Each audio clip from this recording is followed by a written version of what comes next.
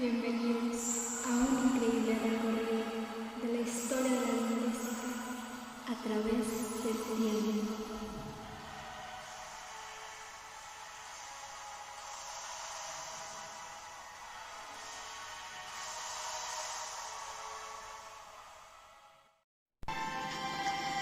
«20 siglos de reflexiones sobre el lenguaje a través de 20 referencias fundamentales. Claves históricas de la lingüística actual» por Juan Carlos Moreno Cabrera.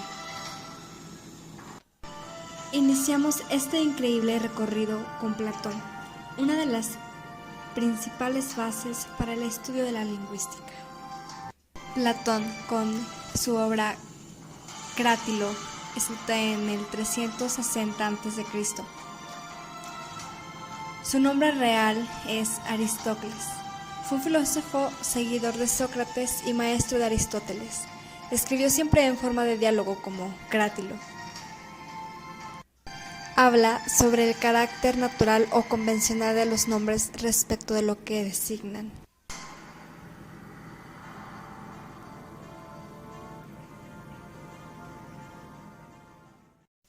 Protágoras de Saavedra dice que las palabras, las lenguas o las leyes y las instituciones humanas son fruto de la creación humana. Son convencionales, sino un mero reflejo de un logos manifestada en la lengua. Por lo tanto, cree que existen dos tipos de funciones en los elementos lingüísticos: el significado de los términos léxicos que expresan el conocimiento y la función de los elementos gramaticales, como el género o el modo que, sin embargo, solo es un mecanismo puramente lingüístico al servicio de la función puramente comunicativa del lenguaje. Para él, el hombre es la medida de todas las cosas, de manera que las cosas son como a cada persona le parece que son. El siguiente en nuestra lista es Apolonio Díscolo, con su obra Perisintaxis. La función de la semántica en su sintaxis es servir como sustento explicativo del análisis de los fenómenos sintácticos. La obra de Apolonio consta de 4 libros. En el libro primero hay una introducción referida a la definición de la sintaxis como disciplina analítica, un estudio individual de las partes de la oración, y sintética, la utilización de las palabras para construir frases. Establece Apolonio 3 tipos de relaciones entre los elementos de la sintaxis. Las relaciones sintagmáticas, que se dan entre el artículo y el nombre, o entre el pronombre y el verbo, o entre el nombre y el verbo y el verbo y el adverbio. En segundo lugar, tenemos las relaciones paradigmáticas entre pronombre y nombre, por ejemplo. El primero está en representación del segundo. En tercer lugar, las relaciones combinadas sintagmático-paradigmáticas, que se dan entre el pronombre y nombre, o sea, la anáfora, o entre el participio y el verbo. Nuestro siguiente gran lingüista es Dante Alighieri. En su obra de Vulgata y Eloquentia, los condicionantes de la época en la que fue escrita, culturales, políticos y religiosos, influyen de modo determinante en muchos aspectos de su doctrina. Para comenzar, considera que la lengua vulgar es la más natural y la cual es su objeto de investigación en el libro. En el segundo capítulo trata de la facultad del lenguaje humano y de su exclusividad frente a otros seres. Dice que la lengua natural es expresión de la cognición humana, de nuestros conceptos. En el tercer capítulo, Dante hace referencia al signo lingüístico y a sus dos vertientes, conceptual y material. Dante nunca completó su obra y aún así en la misma se encarga de distinguir las lenguas naturales que se aprenden espontáneamente en la infancia, las lenguas vulgares y las que se enseñan en la escuela, denominada gramática, y de reconocer la naturalidad de las primeras frente a la artificialidad de las segundas. Continuamos en este viaje a través del tiempo con Arnaud y Lancelot. La primera parte de esta obra data sobre las letras y los caracteres de la escritura, luego de los sonidos, las vocales, consonantes, sílabas, aspectos fonéticos de la palabra, nombres y adjetivos, apelativos generales, el singular y el plural, géneros, artículos, pronombres, preposiciones, de los diversos tiempos verbales, entre otros. Y en estos apartados menciona cosas como que la gramática esté determinada por la expresión material de los pensamientos, Se adopta una perspectiva racionalista, o en términos modernos, cognitivista de la gramática. Se afirma que la sílaba es un sonido completo que algunas veces se compone de una sola letra y que por lo general está compuesto de varias. Se define la sílaba como un solo sonido y no como una sucesión de sonidos.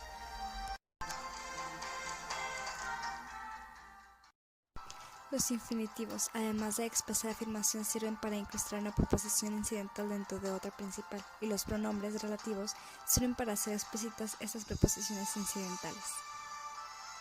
Al verbo se le pueden añadir especificaciones de personas, etc., pero todas ellas son ajenas, no son esenciales al verbo, pues su función primordial es la de expresar un juicio. Seguimos adelante con la línea del tiempo. Franz Bopp. La primera parte de la obra de Bopp está dedicada a una comparación detallada de la formación de los casos nominales en todas las lenguas comparadas.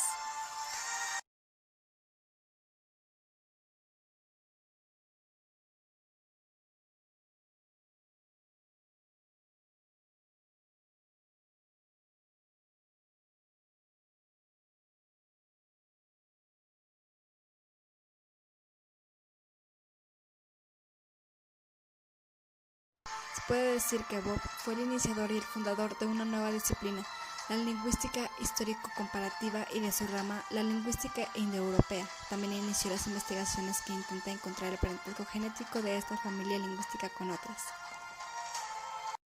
Una de las propuestas de Bopp se deriva de la teoría del verbo abstracto incorporado, según la cual en algunas formas verbales flexivas es posible encontrar rastros de un verbo copulativo incorporado. Este análisis morfológico descubre el verbo copulativo dentro de las formas verbales. Nos presenta el verbo copulativo como componente de todos los verbos. En su inmensa mayoría, las reflexiones se nos aparecen a primera vista como no pertenecientes a la raíz, sino como provenientes de fuera de ella. En 1820, la expresión orgánica se limita solo a la duplicación y a la alternancia vocálica, mientras que el origen de todas las otras flexiones está en la aglutinación.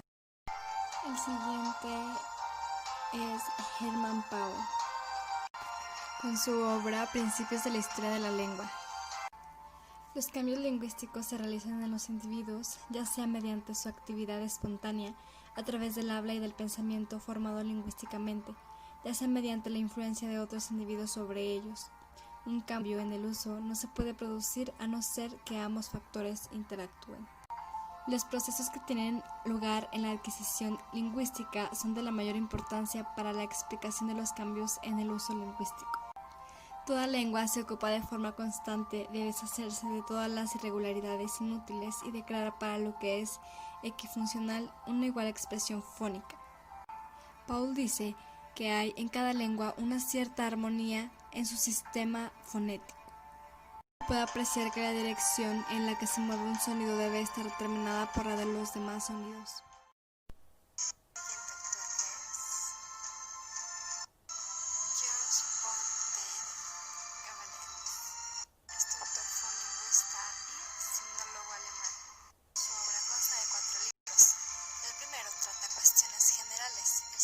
Sobre la investigación de las lenguas, el tercero se ocupa de la lingüística histórico-comparativa y el cuarto de la lingüística general. Gabelens parte de la siguiente definición del lenguaje humano. El lenguaje humano es la expresión articulada del pensamiento mediante sonidos. El autor afirma en primer lugar que el lenguaje humano se puede enfocar como el fenómeno resultante de expresión de los pensamientos, es decir, como discurso. Bye. El siguiente autor es Ferdinand de Saussure. Saussure no escribió el Cours, sino que dos alumnos suyos lo redactaron y publicaron después de su muerte. Respecto al signo lingüístico, Saussure dice que es arbitrario cuando se refiere a que no hay ninguna relación entre una palabra y lo que significa. El signo lingüístico funciona por la arbitrariedad, es decir, por un completo acuerdo mental de los hablantes. Y, por otro lado, es lineal porque el signo lingüístico se desenvuelve en una sola dimensión temporal. El signo dura mientras existe o se reproduce la unión entre los sonidos. Y la mutabilidad del mismo signo lingüístico consiste en que con el paso del tiempo el significado y significante sufren desplazamientos entre uno y otro.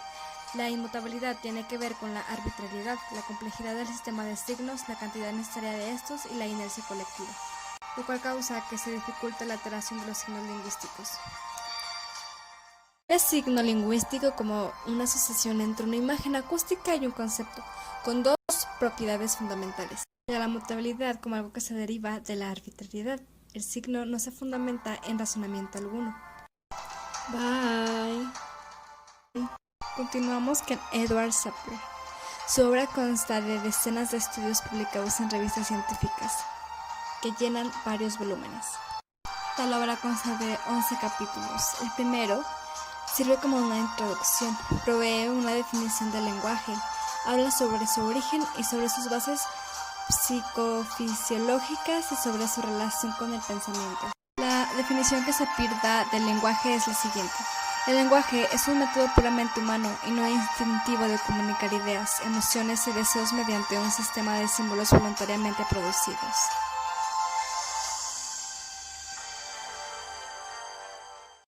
Es el turno de Otto Jespersen. Él dice que sería mejor si los lingüistas abandonaran el hábito de hablar sobre leyes fonéticas y usar en vez de ello expresiones como fórmulas o reglas fonéticas. Dice que ninguna lengua es perfecta, pero si admitimos esta verdad, tenemos que admitir también por implicación que no es insensato investigar el valor relativo de diversas lenguas o de diferentes aspectos de las lenguas. Considera que las lenguas modernas son superiores a las antiguas o clásicas. La lengua que llegue más allá en el arte de conseguir muchas cosas mediante pocos medios, que sea capaz de expresar la mayor cantidad de significado con el mecanismo más simple, será la que más sobresalga sobre las demás. 10%. También dice que la evolución de la lengua muestra una tendencia progresiva desde las aglomeraciones irregulares e inanalizables hacia una serie de elementos combinables libres y regularmente. El turno de Leonard Bloomfield, autor que es antimentalista, que critica severamente el enfoque psicológico-mentalista en el estudio de la semántica y lo opone a un enfoque mecanicista. Bloomfield define la palabra como la mínima forma libre. Logró explicar la lingüística basándose en las leyes internas de la gramática, no en la semántica. Dice Bloomfield que, por lo tanto, los procesos mentales los ve el mecanicista como meros nombres tradicionales de ciertos procesos corporales que, o bien, están incluidos en la definición del significado como situación de un hablante, o están tan lejanamente relacionados con el acto del habla que son factores de la situación del hablante perfectamente prescindibles, o bien son meras reproducciones del acto del habla.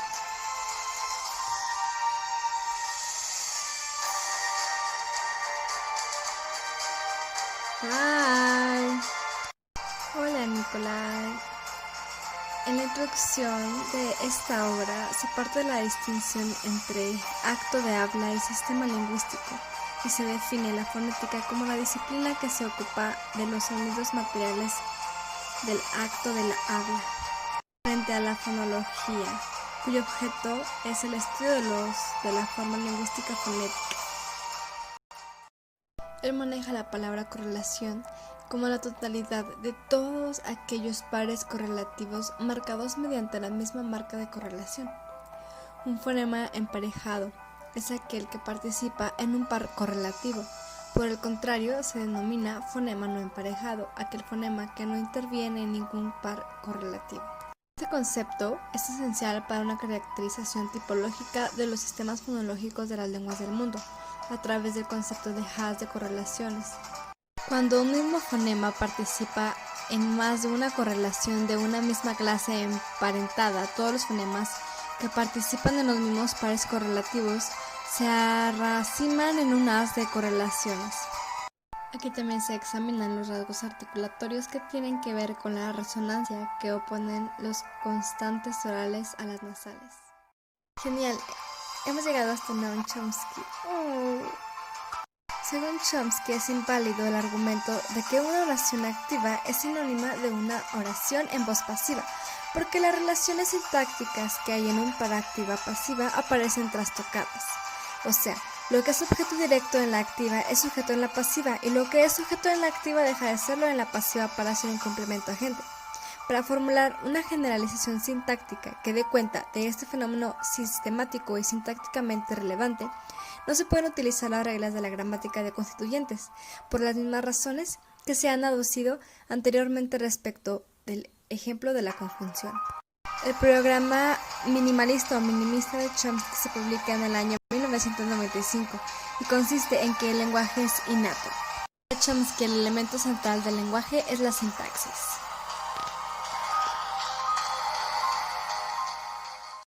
Define la sintaxis como el estudio de los principios y procesos mediante los cuales se construyen las oraciones en las lenguas. El objetivo de la teoría sintáctica es la construcción de una gramática que genere las oraciones de la lengua que se investiga. Vemos gramática como una serie de dispositivos descriptivos creados por las personas que se dedican a la lingüística para dar cuenta de las estructuras gramaticales. Estas series de dispositivos pueden ser comparados y evaluados para decidir cuáles son los más adecuados. Seguimos. El siguiente es Lucien Tesnier. Su obra está claramente inserta en el estructuralismo europeo de la primera mitad del siglo XX. Es la propuesta que significa para la sintaxis estructural lo que los Grunds de Trubetskoy significaban para la fonología estructural. Este autor desarrolló el método introspectivo, el cual puede ser de utilidad para la teoría de la sintaxis, al permitir captar y constatar primeramente los hechos sintácticos para a partir de ellos estudiar los marcadores morfológicos según el principio que ha sido establecido previamente. Bye. Es el turno de conocer un poco de Eric Lenenberg. Lenenberg dice que la conducta en general es parte integrante de la constitución de cualquier animal, parte integrante de la totalidad orgánica, está en relación con estructuras y funciones, siendo unas la manifestación de las otras, y que existe evidencia de que la conducta posee la misma historia y el mismo origen de la forma y los procesos fisiológicos. De hecho, la división entre función fisiológica y función conductual es una creación de nuestra forma de observar a los animales.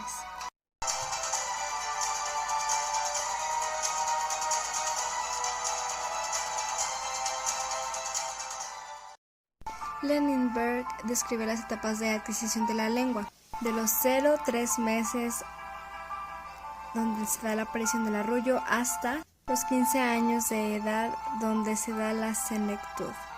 Ya es más difícil aprender una segunda lengua. Bye. Es turno de Richard Montague. Montague, utilizando conceptos y métodos de la lógica intencional, de la lógica modal, de las gramáticas categoriales, del cálculo lambda y de la lógica temporal, entre otros, logró presentar un modelo integrado de análisis gramatical muy formalizado que supone el estudio más riguroso formalmente de la lengua natural que se haya llevado a cabo hasta su época. Su obra, sin lugar a duda, ejerció una poderosa influencia en el desarrollo de la semántica formal como rama independiente y floreciente de la lingüística en el último cuarto del siglo XX. Ha influido de forma decisiva en todos estos desarrollos y averiguaciones.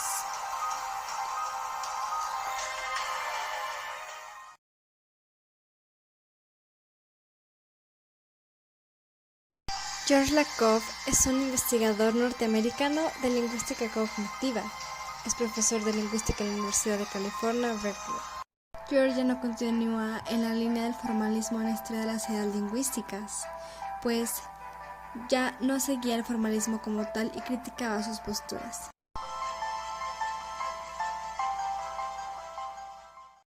Continuamos.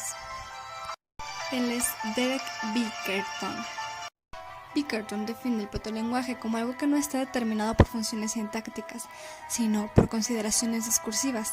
Carece de elementos gramaticales sobre los elementos nulos, no hay relaciones de rección de palabras y carece de mecanismos para expandir expresiones, y existe casi una total ausencia de palabras con función únicamente gramatical. Las pruebas de que se puede desarrollar un lenguaje a partir de un protolenguaje sin ningún estadio intermedio, según Bickerton, es la evolución del lenguaje en el habla infantil y de las lenguas pidgin. Para él, un pidgin es un tipo de código, un producto de las necesidades de comunicar, un producto de dos lenguas, la de los conquistadores y la de los conquistados.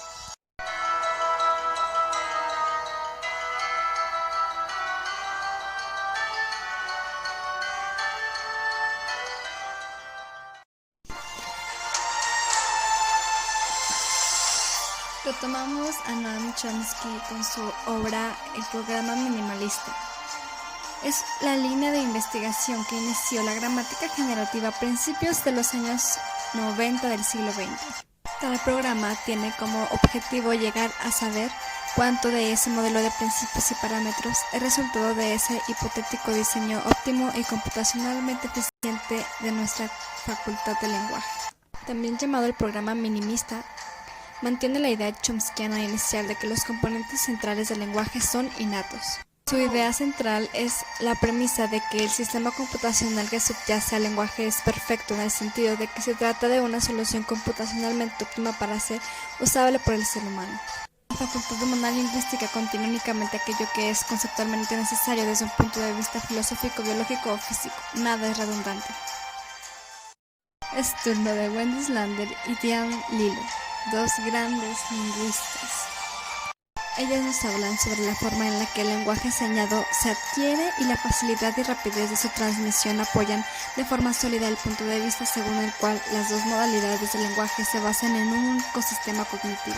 Comentan que la existencia de fijos secuenciales en las lenguas de señas es significativo porque indica que a pesar de la propensión derivada de la modalidad para una morfología repartida en estratos, esas lenguas recurren al mismo repertorio de opciones para la formación de palabras que el que usan las lenguas orales.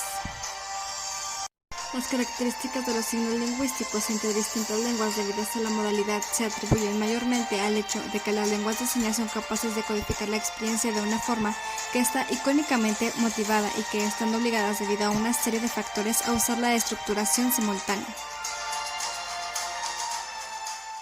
Es como terminamos este increíble recorrido a través del tiempo, conociendo un poco sobre estos autores y autoras, importantísimos para los estudios lingüísticos y sus teorías.